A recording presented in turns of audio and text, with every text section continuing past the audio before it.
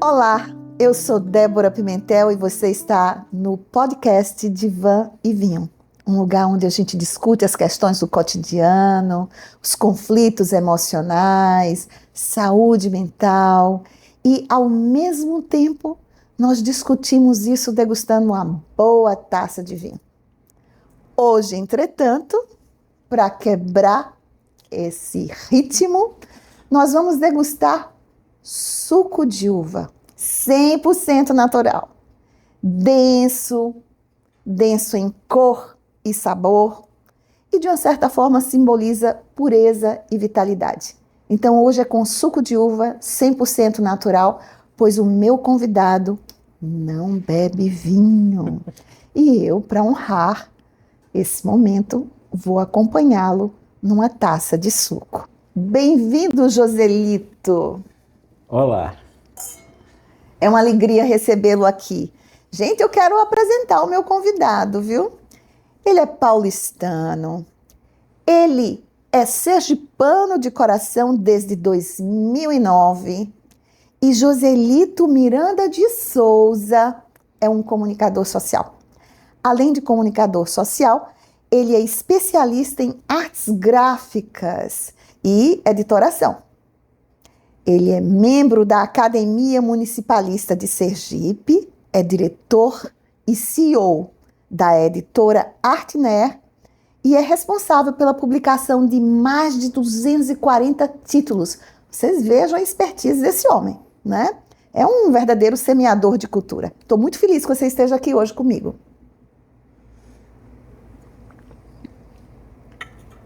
Entre esses 240 títulos, gente, eu não posso me furtar, porque é um orgulho enorme de dizer que 5 deles têm a minha assinatura.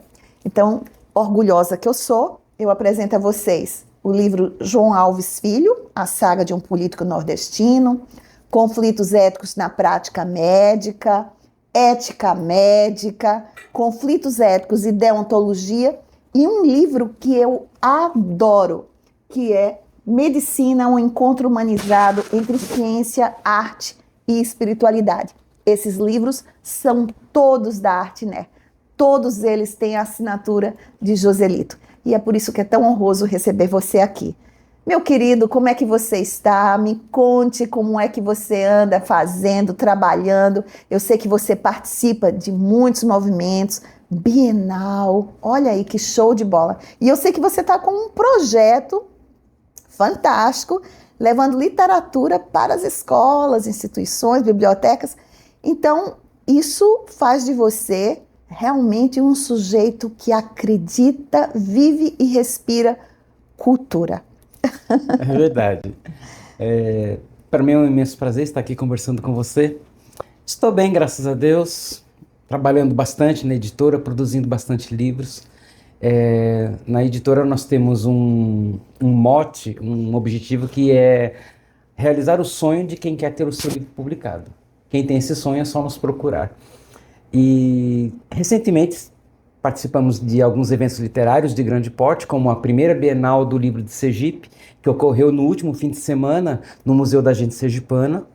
E antes disso estivemos em Nossa Senhora da Glória, a capital do sertão, onde estivemos presentes com a nossa editora na FLIG, a Festa Literária de Glória. Que maravilha. Mês que vem tem a Bienal do Livro de Itabaiana e temos assim um prazer imenso de ser a única editora em participar em todas as edições. Que show! Isso você está me dizendo que o livro ainda resiste, né? O livro físico ainda resiste e que as pessoas ainda gostam do prazer do folhear e de frequentar as livrarias. O que você acha do movimento e a frequência do sergipano nas livrarias locais? Bom, como você já disse, eu sou paulistano e desde 2009 aqui em Sergipe eu me encantei com o estado de Sergipe, porque ele é pequeno no tamanho, mas de uma diversidade cultural imensa. Até hoje eu fico assim boquiaberto com a quantidade de cultura. E também porque eu percebo a quantidade enorme que tem de escritores. e muitos leitores. Apesar do Nordeste ter um índice econômico mais baixo do que as cidades do Sul, né, do que os estados do Sul, mas ainda assim o pessoal consome e compra livros. Então sempre quando eu vejo a livraria com bastante gente, eu fico contente. É bom porque também é o meu sustento, né? Enquanto está lendo, está se produzindo livros. Eu acho isso um movimento fantástico. Você que é um comunicador social, né? Como é que você vê, Joselito, esse entrelaçamento entre comunicação social, literatura e até mesmo com saúde mental? Como é que você percebe isso? Bem, recentemente eu andei lendo algumas coisinhas sobre a importância da leitura na saúde mental. É importantíssimo, porque à medida que a gente lê, a gente sai um pouquinho do que está ao redor e a gente se interioriza e entra nas histórias, entra no que estamos lendo, não necessariamente histórias, pode ser reflexão, uma biografia, livros de arte, cultura de modo geral, né? Eu utilizo a leitura para mim como um fator de equilíbrio nas minhas emoções. É onde eu respiro, onde eu viajo, faz parte da minha rotina ler, não só pelo trabalho, como pelo próprio prazer. Ou seja, é um momento de reflexão, né, em que você pode, né, fazer uma introspecção, avaliar as coisas a partir de exemplos, de leituras, de culturas diferentes, porque quando a gente lê, a gente viaja, né? Ah, sem dúvida. Eu vejo o livro como aquele carro que não sai do lugar. Assim, ele nos leva, mas a gente está sempre ali. A nossa mente viaja. Seja com um livro de história, seja com um livro de cultura, seja com um livro de reflexões, quanta coisa a gente aprende. Eu já li acho que mais de 500 livros. Quando eu era mais jovem, eu anotava todos os livros que eu lia. Aí chegou um momento que eu parei, não há necessidade. Mas como é que eu chego às vezes nessa conta? Pela quantidade de livros, de e-books que eu tenho baixado lá no meu computador, pelo que eu olho no celular e pelos livros que eu adquiro. Eu tenho 3 prateleiras que somam mais de 700 livros. Uau. E a maioria eu já li. Eu leio não só por profissão, mas especialmente pelo prazer da leitura. É muito prazeroso. Então a gente pode dizer até que a leitura salva, né? Sem dúvida, nos salva desse mundo de burburinho, desse mundo de ruídos. Né? Como eu sou da área de comunicação social e a importância disso é que quem lê sabe mais, fala melhor e ouve melhor. Na verdade, eu já escuto isso desde que eu era menina. Sim. Você conhece meu pai, né? E o quanto ele está ligado à história do jornalismo em Sergipe, né? E ele sempre dizia isso em casa. Quem lê, escreve e fala. E eu acho isso uma máxima perfeita e que eu tento transferir isso, inclusive, para os meus netos. Você já sabe que eu sou avó, né? Ah, sim. Já vi as fotos deles. Lembro em algum evento ter visto verdade. Assim, a sua família é importante. Eu me lembro quando eu estudava o ensino médio, meus colegas costumavam ficar falando de mim: ah, Joselito, você fala difícil, a gente não entende você, por que você quer ser melhor que a gente? Aí eu dizia assim: gente, eu não quero ser melhor do que vocês, a minha linguagem é assim porque eu leio. Vocês acham difícil porque vocês não estão acostumados, talvez com algum sinônimo, com algum adjetivo que eu uso. Mas se vocês buscarem ler um pouquinho mais, vocês vão ver que o vocabulário vai ser melhor. Então não é porque a gente quer ser melhor ou porque a gente fala difícil. É porque o vocabulário aumenta, amplia. É como falar um novo idioma, a cabeça se abre. Então a leitura traz isso, traz um leque de vocabulário melhor para o nosso dia a dia.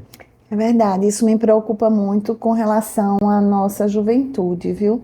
Eu me lembro que na minha época, já se passaram muitos anos, quando a gente começa a falar na minha época, né? Aí denuncia que a gente está chegando aos 70. Na minha época, Joselito, nós tínhamos um teste que chamávamos de vestibular, que hoje nem existe mais isso. Hoje eu acho que é Enem ou qualquer coisa assim. E a nossa grade curricular, né, era primário, ginásio e científico. Isso. E nós tínhamos a obrigação de ler os clássicos da literatura nacional e internacional. Isso. Então nós conhecíamos e nos preparávamos, inclusive, para esse grande teste que era o vestibular, que precedia a entrada na universidade, lendo os clássicos. O que é que aconteceu, Joselito? Isso se perdeu porque não é mais exigido a leitura desses livros. E você disse algo importante. Daí é que esse vocabulário fica tão pobre, né? E as pessoas ficam perguntando, o que é que você falou mesmo? O que é isso? Que bicho é esse, né? Então, isso é pobreza mesmo, né? Do vernáculo português. E é uma coisa incrível, Débora, que com a chegada da IA, a inteligência artificial, exige-se saber escrever, porque a IA, você dá os comandos, você vai pedir, por exemplo, uma ilustração. Como eu trabalho com livros, eu quero criar uma capa, quero uma ilustração para uma capa. Então eu vou pedir ali um desenho, uma ilustração e vou descrever o que eu quero. Se não tivermos a linguagem adequada, provavelmente o desenho também não vai chegar à altura do que eu desejo. E eu já li sobre isso, já vi comentários sobre isso, que a grande massa da juventude tem problemas sérios com a IA na hora de experimentar, na hora de escrever, porque não domina o idioma. E não sabe fazer os comandos, né? Os prompts, exato, né? Na hora de pedir, não sabe descrever. E isso dificulta. Até eu, não querendo ser melhor do que ninguém, mas até eu que tenho alguma orientação numa linguagem melhor, de acordo com as normas do português, na hora de escrever a gente se embanana. A gente fica travado. Peraí, como é que eu vou descrever o que eu quero? Especialmente quando se trata de algo subjetivo. Então, aí tem que exercitar, tem que escrever 2, 3 vezes até chegar ao ponto que a gente deseja. E eu e minha esposa, que estamos experimentando mais essa linguagem, a gente vê a dificuldade. Se a gente não escrever certinho, a coisa não sai do jeito que a gente espera. É verdade. E isso requer também treino, não é? A gente tem que fazer isso muitas vezes para chegar na excelência máxima, né? Lembrando que a IA hoje, ela está na infância. Estamos na infância da IA. Estamos nos experimentando. Exato. Daqui a alguns anos, daqui a poucos anos, a coisa vai estar muito mais avançada. Quando eu era mais jovem, eu estava como estagiário numa gráfica em São Paulo e era o início da editoração eletrônica. O que era isso? É fazer um livro no computador. Estava começando isso, fazer uma revista no computador. Até então era feito em uma prancheta de desenho.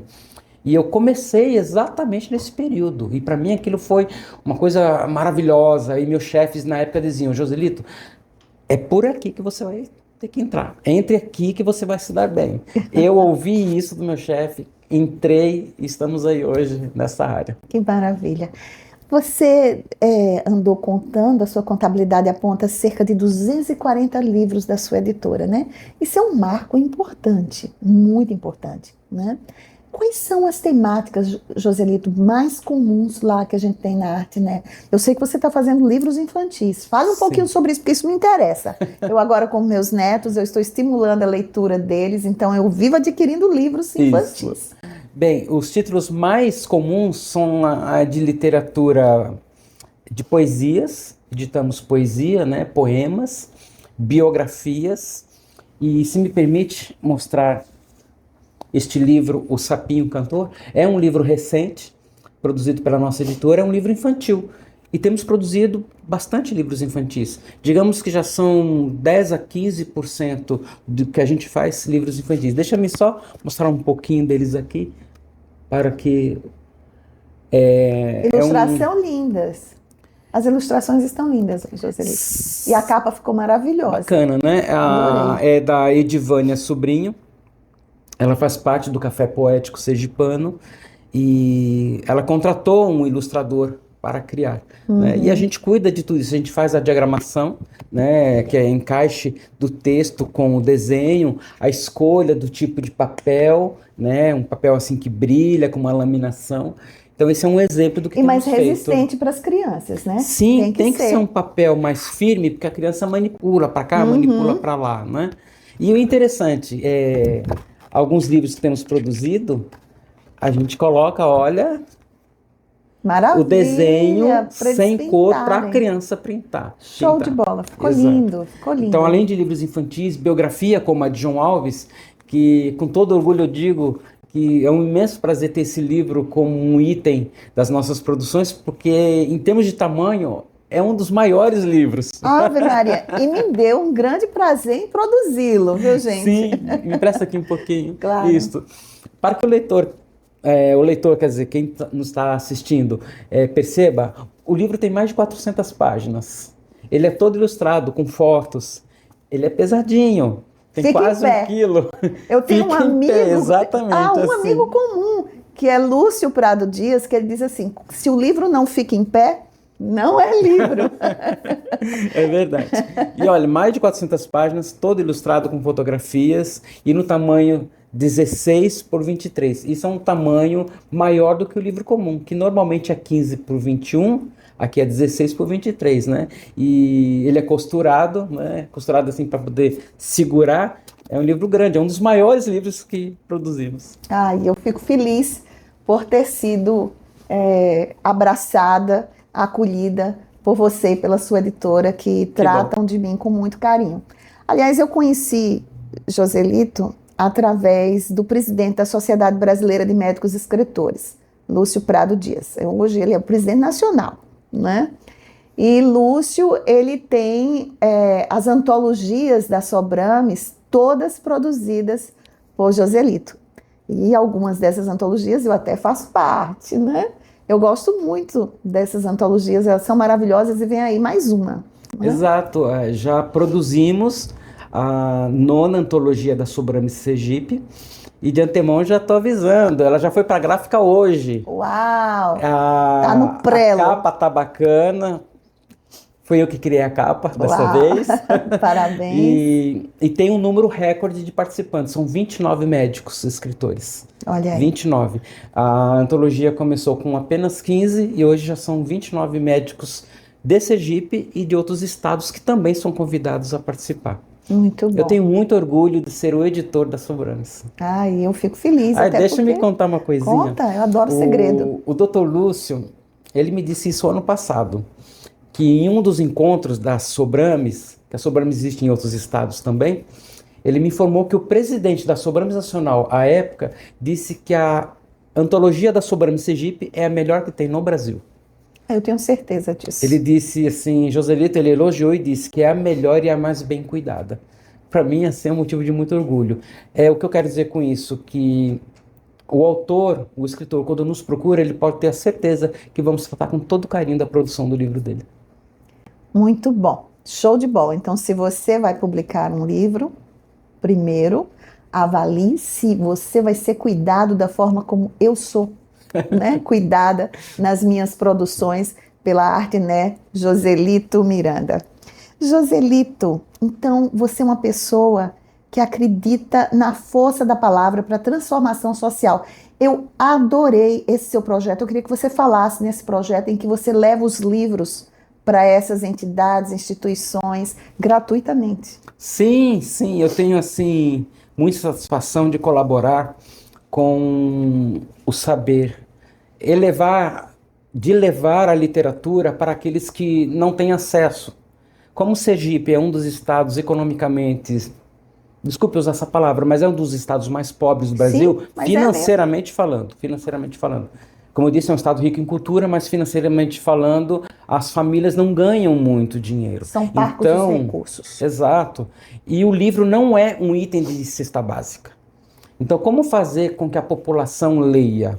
Pensando nisso, eu criei um projeto nosso, da editora, de doação de livros do nosso acervo, do acervo da editora Artné, onde nós doamos para bibliotecas públicas, especialmente do interior do estado, para instituições culturais como o Museu da Gente Sergipana, o Arquivo Público do Estado e outras instituições.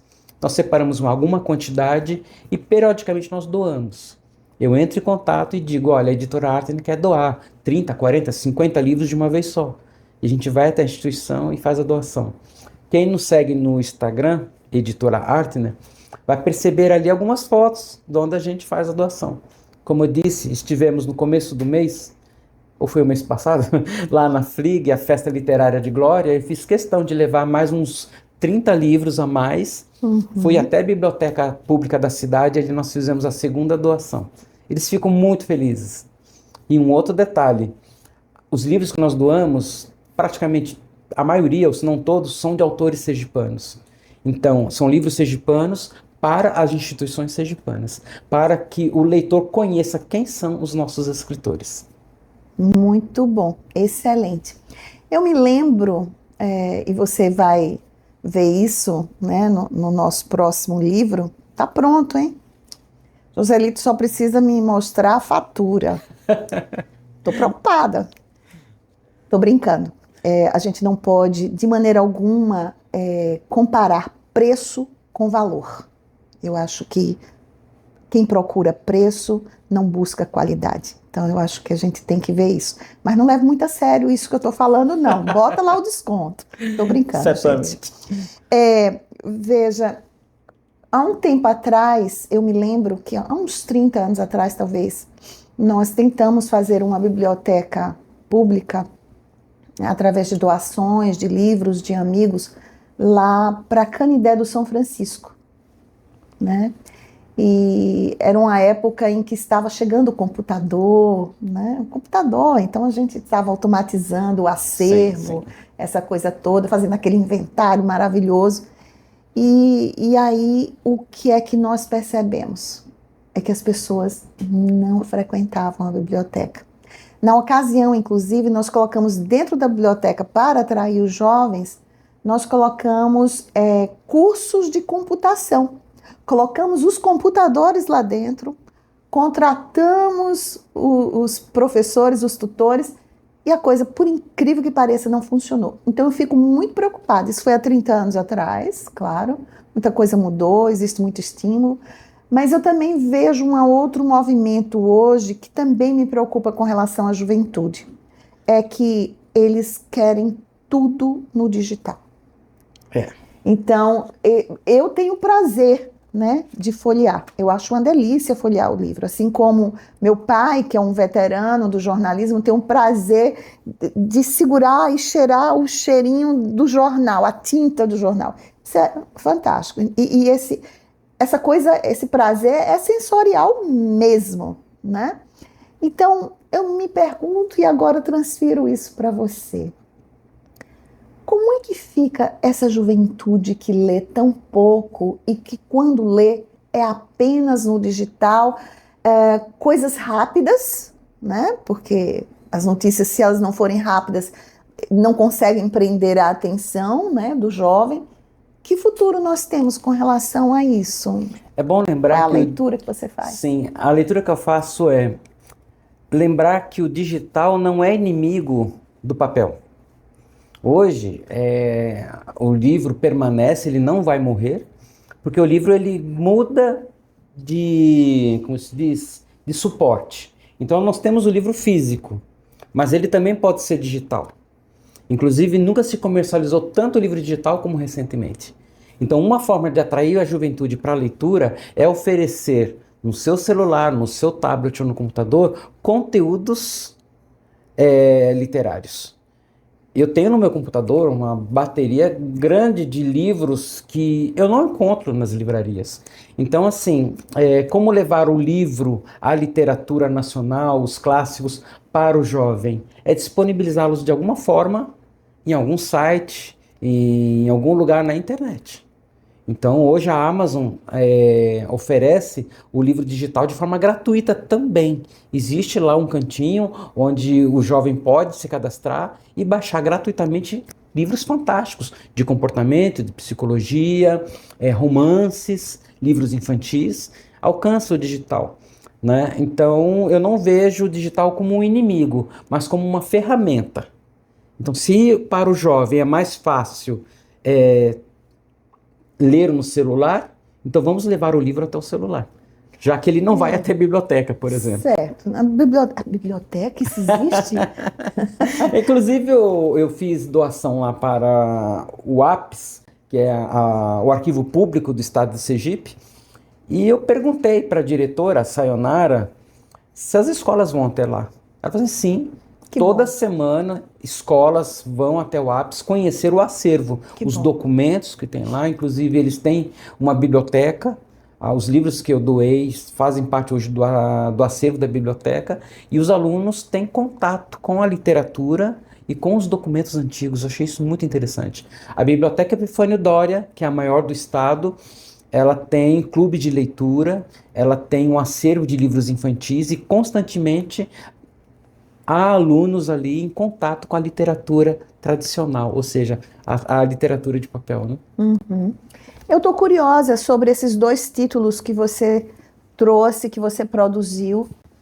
Sim, eu trouxe esses 2 que eu gostaria de apresentar para você e para quem está nos assistindo. Este livro, por exemplo, O Quinto Constitucional, é do Dr. Edson Ulisses de Mello. Ele foi presidente do Tribunal de Justiça de Sergipe, e aqui ele conta toda a trajetória dele, de quando ele era advogado, quando ele foi candidato a desembargador, que foi uma campanha judicializada, e aqui ele conta a trajetória. E eu tive uma honra enorme dele ter escolhido a nossa editora para ele contar a sua história. Está aqui. Aliás, o Dr. Edson também é um assíduo produtor de livros conosco, digo, escritor, e ele já produziu conosco mais de 6 livros. Que bom, que bom. E este outro aqui, para você ver, este outro aqui, por exemplo, fala da nossa cultura, da cultura indígena, O Bem Viver numa Aldeia Menina. É uma tese de doutorado de uma professora do SESC Sergipe, e aqui ela conta toda a experiência dela em 2 aldeias indígenas, não aqui de Sergipe, mas de Minas, mas ela é sergipana, né, e também nos escolheu para contar a sua história. É o primeiro livro dela conosco, é um livro grande também, né? Tamanho 16 por 23. É bacana aqui ela contar o que ela nos fez. Aqui são exemplos de escritores que nos procuram e o tipo de literatura que nós fazemos. Muito bom, maravilhoso isso. Gente, eu esqueci de dizer para vocês que Joselito é um homem de fé.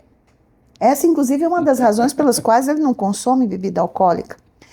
Fé, literatura, comunicação, a escrita, saúde mental, isso tudo a gente não pode colocar numa articulação única, não? Olha, ainda não tinha recebido essa pergunta. Uau! Bem, eu posso dizer que na comunidade cristã onde eu participo, eu sou da Igreja Adventista do Sétimo Dia. Creio nos ensinos de Jesus Cristo e eu creio como base moral a Bíblia Sagrada. E respeito todas as formas de crer. Podemos discordar em alguma coisa ou outra, mas o importante é nós respeitarmos, o respeito acima de tudo, ainda que eu não venha concordar com alguma coisa ou outra. E na minha igreja, onde eu frequento, eu fui diretor de comunicação em algumas comunidades que eu participei, tanto em São Paulo como aqui em Sergipe. E a nossa igreja adventista, ela se utiliza muito da comunicação. Eu já fiz parte da equipe da parte gráfica, e a nossa igreja tem, assim, um leque grandiosíssimo de presença no YouTube, nas redes sociais, é dona de uma emissora, a TV Novo Tempo, com conteúdos fantásticos, desde culinária, saúde mental, comportamento, pesquisa bíblica, turismo, é uma coisa extraordinária. Então, assim, para mim, pessoalmente, como cristão, é um desafio a comunicação no mundo, né? Como eu posso comunicar minha fé, por exemplo? Como eu posso dizer para as pessoas daquilo que eu creio? Eu prefiro não falar muito da minha fé, mas eu prefiro me comportar como eu acredito que deva ser, como um cristão, e as pessoas verão a minha verdade não, verão a verdade por meio do meu comportamento. Isso também é comunicar. Lógico. E eu fico pensando também, não é, que essa coisa de doar livros, de democratizar a leitura, também é um ato de resistência cristã, não é não? Sim, eu vejo ali como o amor ao próximo, como Jesus nos ensinou. E para isso não precisa ser cristão, não precisa ser budista, não precisa ser espírita, basta amar, independente de ter religião, porque isto está em todas as culturas. Eu acho que isso aí já é a semente que Deus, o nosso Criador, Alá, Tupã, que seja, colocou no nosso coração. A semente do amor, porque Ele é amor, o Criador, Ele é amor. E ao amar você vai exercitar essa centelha das formas mais variadas. Fazendo podcast, por exemplo, doando livros, doando um pouco de si, cuidando das pessoas, fazendo um vídeo, como a informações. equipe que está aqui fazendo vídeo, é um ato de amor, é compartilhar um dom. E lembrando que quem nos dá esse dom é o Criador. E a gente sabe que o acesso ao conhecimento, à informação, ainda é uma coisa muito limitada quando não existem ainda as desinformações, as fake news da vida, né? Então eu estou chocada essa semana porque o presidente americano Donald Trump está anunciando e fazendo movimentos que o paracetamol e as vacinas são os responsáveis pelo autismo no mundo, né? Então, esse tipo de informação truncada, desinformada, né, acaba fazendo com que as pessoas acreditem em teses, né, desconexas, sem sustentação científica. Então, eu fico muito preocupada com a desinformação, né? Então, eu acho que nós ainda somos um país, sabe, Joselito, com uma limitação muito grande. E você traz como missão, né, levar o conhecimento, o acesso aos livros. Eu acho que isso realmente é algo fantástico, né? Sem dúvida, Débora. Eu acho um absurdo a disseminação de sofismas, de inverdades. É terrível. E quanto mais a informação está se disponibilizando de mais variadas formas, mais se multiplica. Dizem até que a internet deu voz aos idiotas, né? Infelizmente. Mas o espaço da informação é um espaço democrático, né? É a representação de todos os tipos humanos. Cabe a nós filtrarmos isso para nós. E é difícil filtrar. No mínimo, comparar as coisas. No mínimo, comparar. Um determinado governante diz uma coisa. A ciência diz isso aqui. Lá em casa eu ouço isso aqui. Bom, vamos comparar. Vamos fundamentar isso. Precisa ter algum fundamento. Se não tiver fundamento, afaste de si. Tem que ter algum embasamento, no mínimo. Mas às vezes é difícil, porque as coisas circulam como verdades, né? E na medida que circulam como verdades, os incautos, os inocentes, os desinformados, acabam acreditando, né, naquela informação como, né, verdadeira, e isso acaba atrapalhando também a vida de muita gente, né? Atrapalha na hora de você votar. Sim. Atrapalha na hora de escolher uma fé, quem sabe, atrapalha na sua moral.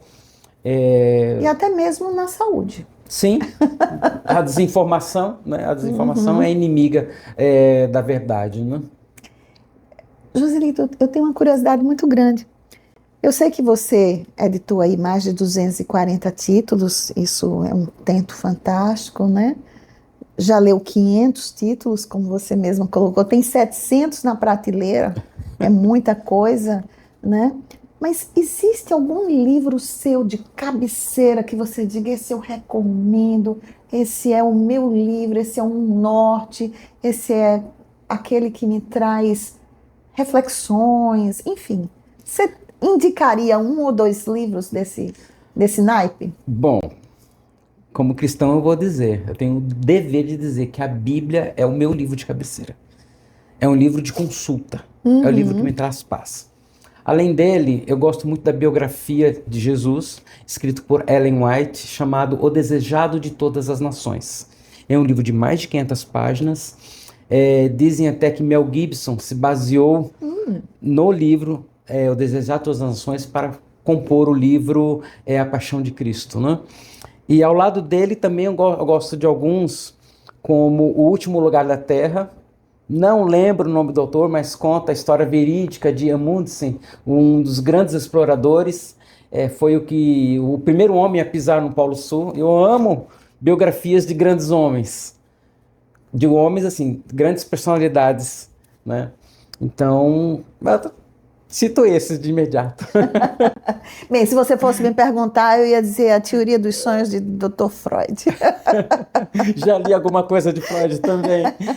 Na minha juventude eu lia bastante Freud. Então a gente pode até se perguntar, né?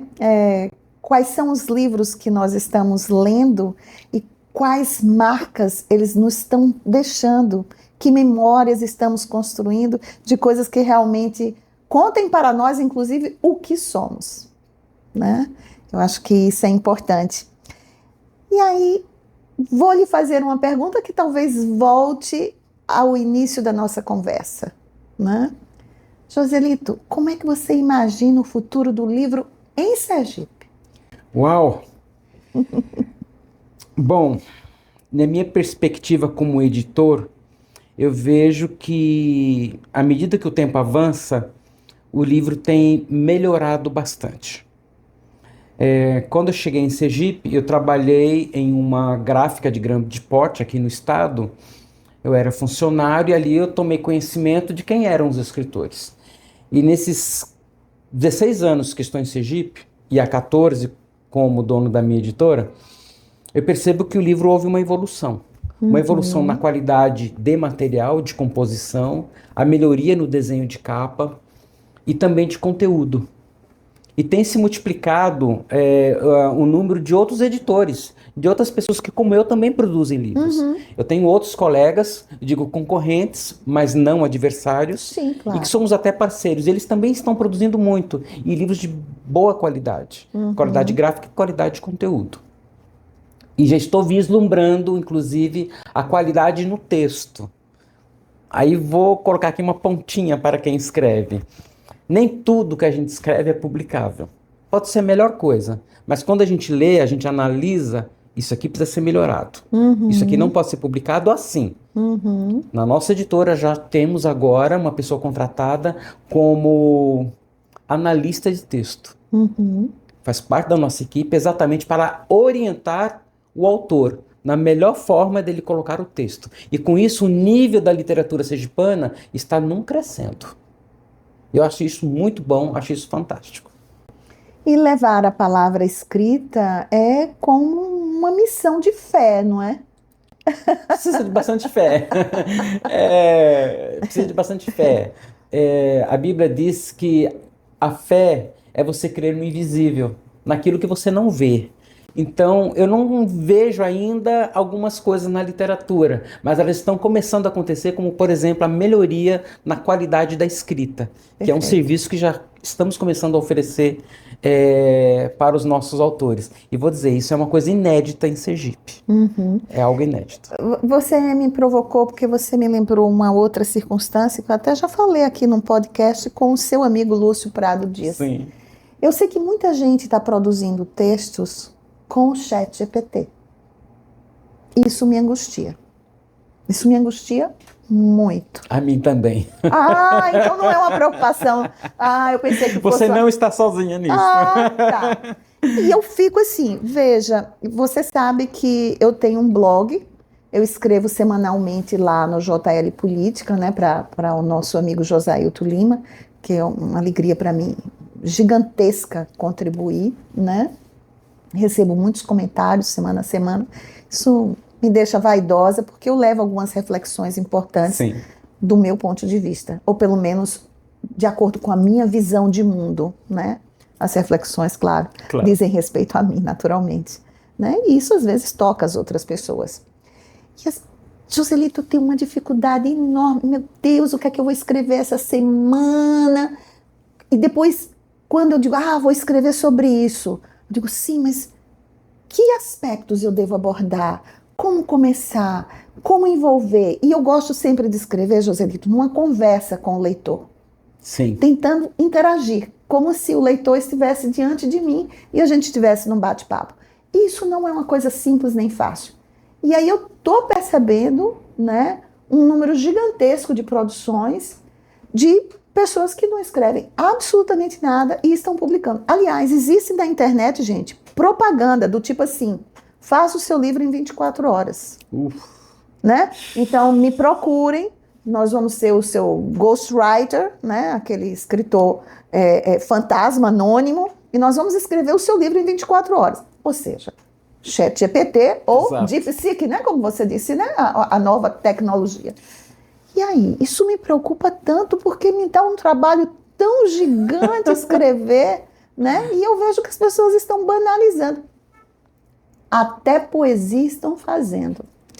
Olha, Débora, a sua preocupação é pertinente e eu não vou aqui bancar o advogado do diabo, mas o ChatGPT ele pode ser um aliado, mas ele não pode ser o salvador da tua escrita. Não, claro Jamais. que não, concordo com você. Eu gosto do ChatGPT, gosto, mas eu não vou delegar a ele escrever o meu texto e assinar embaixo. Não dá, não dá. A tecnologia é uma coisa útil, mas ela é uma ferramenta. E como ferramenta, quem manda é quem está movendo os dedinhos ali no teclado.